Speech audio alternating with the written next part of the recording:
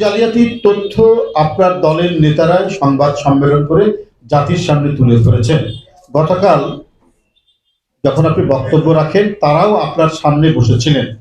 আপনার বক্তব্য শুনে তারা হয়তো লজ্জা পেয়েছে।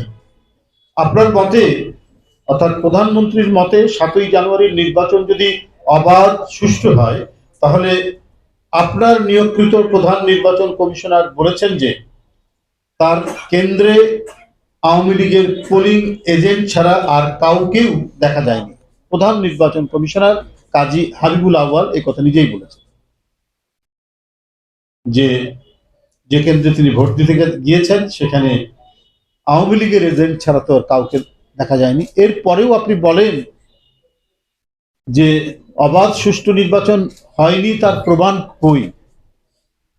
আসলে জবাবদিহিতা না থাকলে, জনসমর্থিত না হলে পরে